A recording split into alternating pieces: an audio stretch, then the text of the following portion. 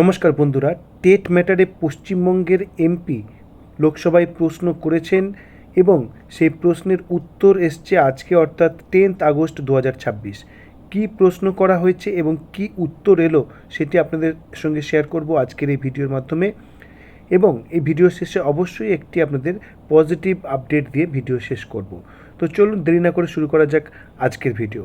প্রথমত দেখুন এখানে কি লেখা রয়েছে, Lok Sabha unstarred question number 3679 answered on 10th August 2026, response of teachers to reappear for TET, Shri Isha Khan Chowdhury.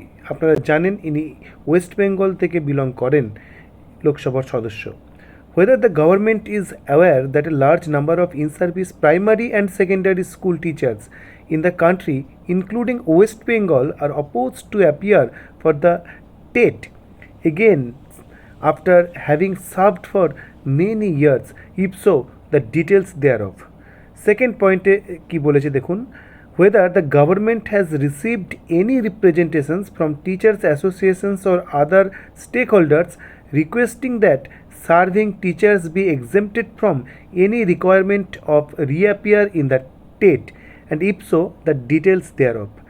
3 নম্বর পয়েন্টে কি বলেছেন দেখুন, whether the government has examined the concerns raised by the such teachers regarding the necessity and fairness and rationale of requiring experience in service teachers to take the TET again, if so, the details thereof.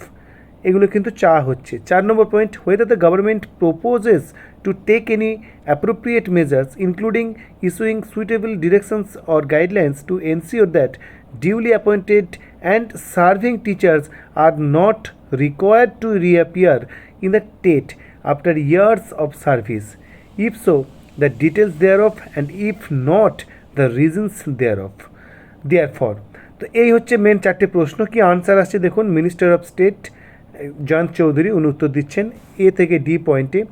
Education is a subject in the concurrent list of the constitutions and the recruitment service conditions and deployment of teachers fall within the administrative domain of the respective state government and union territory administrations.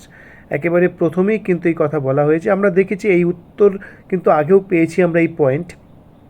Second কি বলা আছে দেখুন, honourable supreme কোর্টের সেই 1 September 2025 যে judgement তাকে coat করা হচ্ছে, যেখানে মিনিমাম কোয়ালিফিকেশান হিসেবে সেকশন 23 RT অ্যাক্টে টেটকে ধরা হয়েছে। এবং এখানে বলা হচ্ছে যে honourable supreme court further directed that eligible teachers shall acquire the prescribed TET qualifications within the timeline specified in the judgment.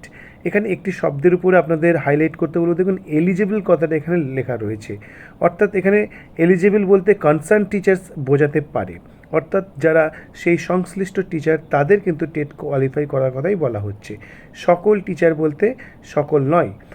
এবার দেখুন সেই যে জাজমেন্টের লিঙ্ক শেয়ার করা হয়েছে এবং রিভিউ পিটিশনের উল্লেখ রয়েছে 29 মে 2026।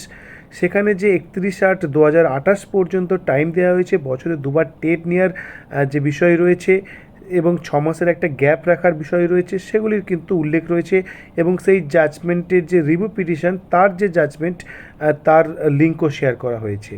তার পাশাপাশি কি বলেছেন দেখুন, the honourable supreme court while taking into considerations the practical difficulties faced in service teachers, তাই সেখানে আর্টিকেল 142 ইউজ করে যাদের 5 বছরের কম সার্ভিস রয়েছে তাদের যে ছাড় দেওয়া হয়েছে সেই বিষয়টির উল্লেখ রয়েছে, যদিও তাদের প্রমোশনের ক্ষেত্রে কিন্তু টেট লাগবে, স্পষ্ট করে কিন্তু 10 আগস্ট অর্থাৎ আজকের তারিখে কিন্তু কেন্দ্রীয় শিক্ষা দপ্তরের প্রতিমন্ত্রী সংসদে জানিয়ে দিলেন।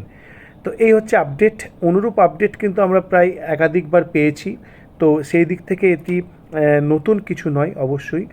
এবং যে কথা আপনাদের বলেছিলাম যে ভিডিও শেষ করব একটি পজিটিভ আপডেট দিয়ে, তো সেটি হচ্ছে যে জম্মু কাশ্মীরের যে শিক্ষক শিক্ষিকাদের যে সংগঠন তারা যে কিউরেটিভ রিভিউ পিটিশনস ফাইল করেছেন, জানা যাচ্ছে নেক্সট উইকেই তার ইন্টারলোকেটরি অ্যাপ্লিকেশনসের যে নাম্বার সেটি কিন্তু ডিরেক্টরি অর্থাৎ রেজিস্ট্রিতে শো করতে শুরু করবে।